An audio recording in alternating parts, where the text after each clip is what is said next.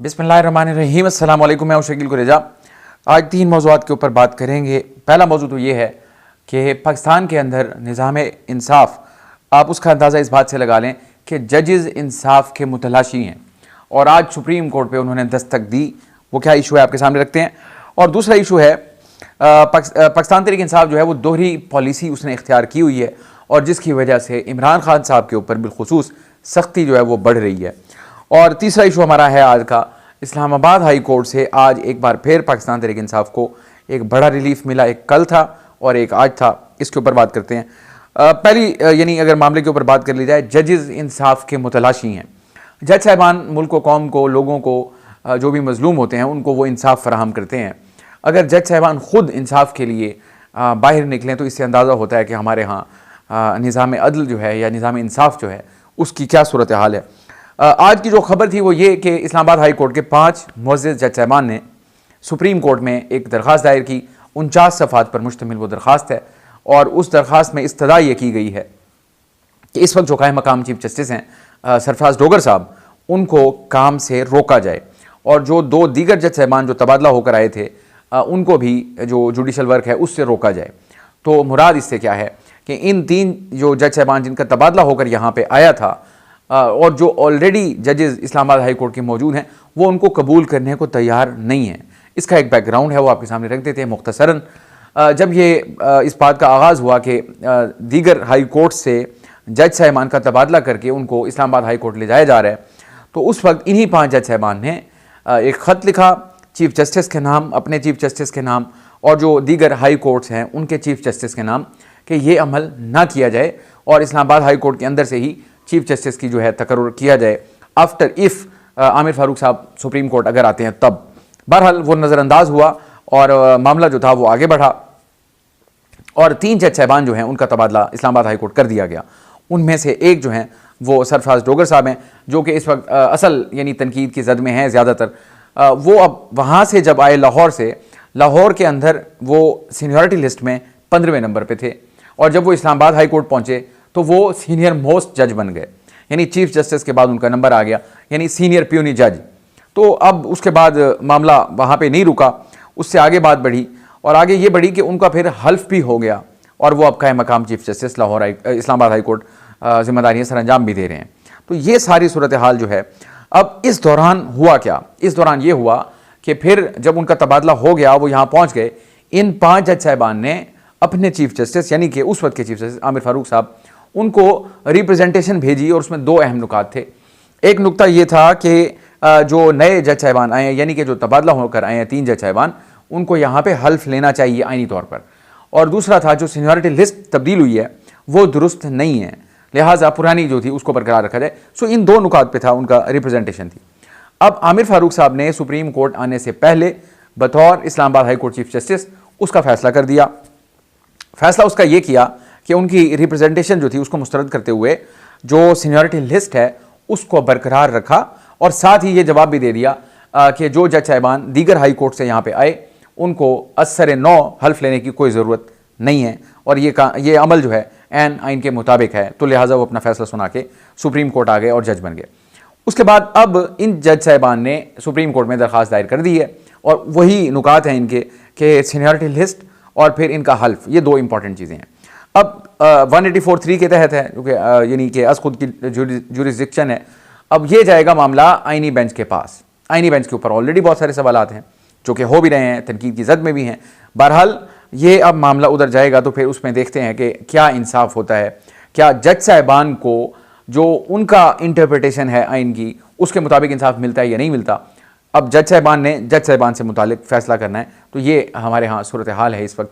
अलबत्ता एक पॉइंट यहाँ पे बड़ा पर्टिनेंट है, वो ये कि याह्या अफरीदी साहब जो कि चीफ जस्टिस हैं, इन तबादलों के हवाले से वो वाज़े तौर पर इससे पहले ये कह चुके हैं जब ये तबादले हो गए थे और अमल मुकम्मल हो गया तो उसके बाद उन्होंने कहा ये ऐन आइन के मुताबिक हुए हैं, तो इसमें गैर आइनी चीज़ कोई नहीं है। और जो उन्होंने बात की हल्फ की और सीनियरिटी लिस्ट, उन्होंने कहा जी इनको मिक्स किया जा रहा है जबकि ये 2 अलहदा चीज़ें हैं। तो उससे मुझे लगता है कि वो अपना माइंड तो डिस्क्लोज कर चुके हैं। हाँ, लेकिन वो आइनी बेंच का हिस्सा भी नहीं है। तो बहरहाल देखते हैं वहाँ पे इस मामले का क्या फ़ैसला होता है और क्या उसमें से अखज़ होता है, क्या नतीजा निकलता है।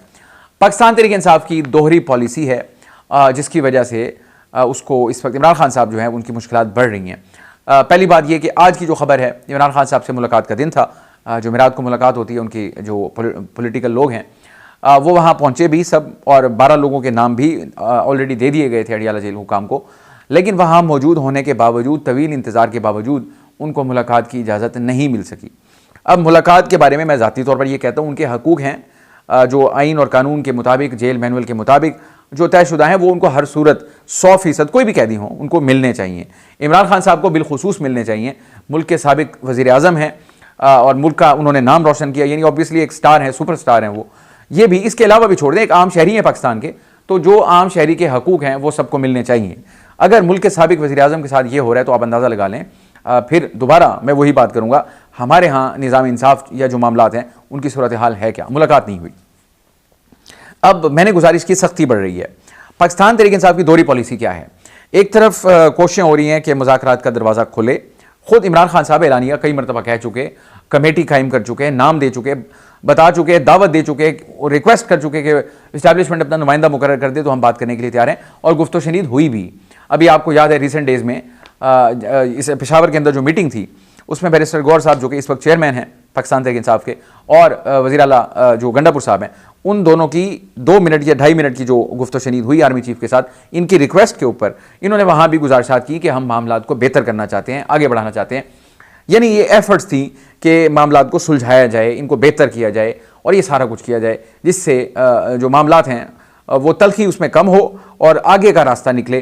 तो ये एक एफर्ट है, और इसी तरह बैकडोर और भी बहुत सारी बातें हैं जो चल रही हैं, जिनके हवाले से साहबजादा हामिद रज़ा साहब मुतादिद बार दावे भी कर चुके और दीगर रहनुमा भी दावे कर चुके। खुद गंडापुर साहब जो हैं वो भी एक दावा कर चुके हैं कि ये जो 26 नवंबर के बाद 99% ये मामला तकरीबन तय हो चुके थे कि इमरान खान साहब को शायद बनी गाला हो या केपी हाउस हो या नथिया गली कहीं मुंतकिल कर दिया जाए। तो इस यानी कि ये एफर्ट्स हो रही थी, तो तभी ये इसके रिजल्ट्स निकल रहे थे।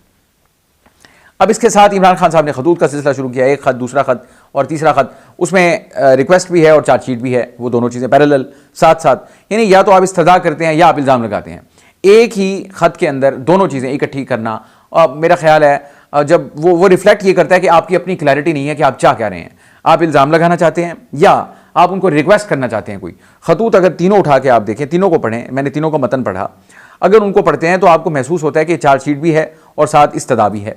तो उसका यानी कि जिसमें आपको क्लैरिटी नहीं है कि आप एक्चुअली क्या चाह रहे हैं, तो आगे वाले को क्या क्लैरिटी होगी। नंबर 1 ये बात हो गई।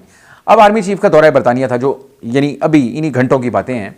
उसके बाद पाकिस्तान तहरीक इंसाफ के जो कुछ लीडर्स मुल्क से बाहर बैठे हैं, उनकी तरफ से भी वर्कर को चले छोड़ दें, लीडर साहिबान की जानिब से भी, और बिलखुसूस पाकिस्तान तहरीक इंसाफ का जो ऑफिशियल ट्विटर हैंडल है उसके ऊपर से जो मुहिम चलाई गई और जिसमें बहुत कुछ कहा गया और जिस किस्म के बैनर्स लगाए गए, जो मुतालबात किए गए, जो गुफ्तो शनीद की गई, वो बड़ी ही यानी कि तशवीशनाक है इस लिहाज से कि मुल्क के आर्मी चीफ के ख़िलाफ़ आप इस किस्म की लैंग्वेज भी और इल्ज़ामात भी और ये सारा कुछ, और वो भी एक इंटरनेशनल फोरम के ऊपर आप ये बातें कर रहे हैं। तो इससे क्या पाकिस्तान तहरीक इंसाफ का कोई ऑब्जेक्टिव अचीव होगा? मैं ये आपको लिख के देता हूँ, 200% कह रहा हूँ, इससे ऑब्जेक्टिव अचीव होना तो दूर की बात है। मुश्किलात और तकालीफ, पार्टी हो, खान साहब हों, जो भी हों, ये उसकी राह तो ज़रूर हमवार करेगा, इसमें से रास्ता नहीं निकलेगा। क्योंकि सुहेल वड़ाइच साहब इंतहाई सीनियर आदमी हैं और पूरी उम्र उन्होंने सहाफ़त की, और बहुत सारी तो उन्होंने खुद आई विटनेस हैं वो मुल्क की तारीख़ के। वो अक्सर ये कहते हैं अगर ताकत के ज़ोर पे करना है तो फिर ताकत जो होती है वो पूरी दुनिया के अंदर सबसे ज़्यादा इस्टेब्लिशमेंट के पास होती है। अगर आपने ताकत के ज़ोर पे करना है तो फिर तो आप ऑब्वियसली नहीं जीत सकते। आपको रास्ता निकालना होता है। पॉलिटिशियन का कमाल ये होता है कि वो रास्ता बनाता है पॉसिबिलिटीज़ को, यानी कि politics is the name of possibilities, कि जहाँ पॉसिबल होता है। जरदारी साहब के ऊपर क्या इल्ज़ाम नहीं लगे, उनकी सेहत को देख लें इस वक्त, लेकिन उसके बावजूद, और नून लीग के साथ उनका क्या रिश्ता रहा, किस किस्म की 90 की दहाई हमारी गुजरी। 2 ही पार्टीज थी, जो कुछ इनके दरमियान होता रहा, 4 हुकूमतें आई, एंड पे आके मार्शल लॉ आ गया परवेज़ मुशर्रफ का। तो उसके बावजूद आज देखें जनाब, शहबाज शरीफ साहब जिन्होंने पेट फाड़ना था जरदारी साहब का और पैसा निकालना था और सड़कों पे घसीटना था, वो शहबाज शरीफ साहब वज़ीर आज़म हैं और जरदारी साहब सदर हैं। एक ही हुकूमत है, हुकूमत में बैठे हैं इकट्ठे। तो मैं ये कह रहा हूँ पॉलिटिक्स है, ये कुछ ज़ातियात नहीं है। लेकिन यहाँ पे अब जब इस तरीके से किया जाए, फ़ौज के बारे में यही कहा जाता है कि जिस तरफ चीफ देखता है पूरी फ़ौज उसी तरफ देखती है।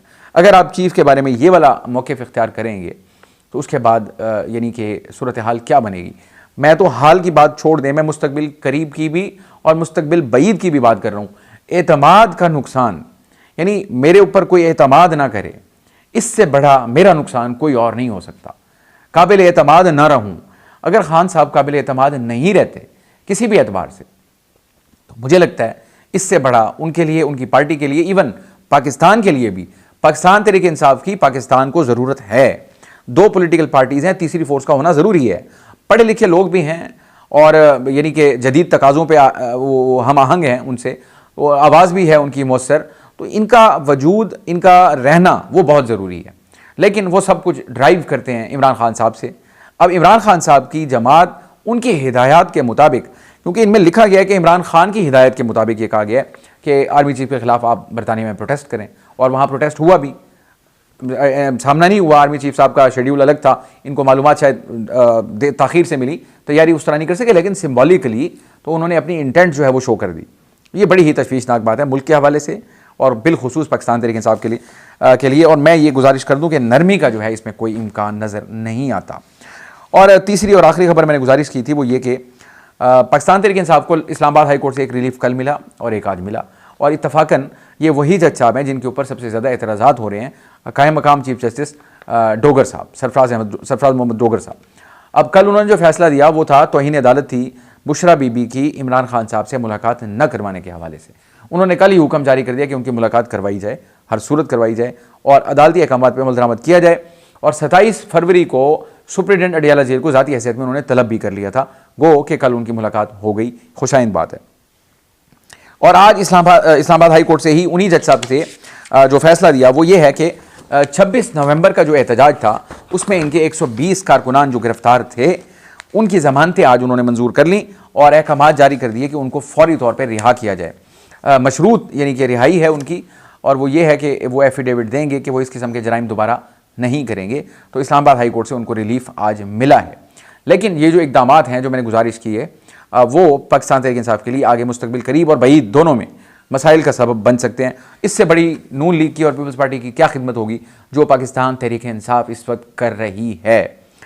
आखिर में जाते जाते ज़िम्नन मैं गुजारिश कर दूँ, चीफ जस्टिस के ऊपर कल बड़ी तनकीद हुई, बातचीत हमने भी की, गुजारिश की आपसे कि उनकी वज़ीर-ए-आज़म से जो मुलाकात हुई थी उसकी वजह से उन पर तनकीद हो रही है। तो जब उन पर तनकीद हो रही है तो उन्होंने कल भी कहा था, यानी कि वज़ीर-ए-आज़म साहब को भी उनके सामने रखी थी ये बात कि वो अपोजिशन से भी मिलेंगे। आज सुप्रीम कोर्ट बार की जो बॉडी है उसके कुछ नुमाइंदे जिनमें सदर भी थे रऊफ फताह साहब, उनकी मुलाकात हुई। उसके बाद उन्होंने ये खबर दी कि कल यानी कि ये जुमे के दिन चीफ जस्टिस साहब अपोजिशन के 7 रुकनी वफ्द से भी मुलाकात करेंगे और मुद्दा उसमें भी वही होगा कि जो तजावीज़ उन्होंने जैसा कि चीफ जस्टिस वज़ीर-ए-आज़म से मांगी थी उसी किस्म की जो तजावीज़ होंगी पॉलिसी साजी के हवाले से वो अपोजिशन की इनपुट भी लेंगे। अब ये नई और गैर मामूली चीज़ है, पहली मरतबा हो रहा है ऐसा, अब कहीं ऐसा ना हो कि ये रिवायत बन जाए।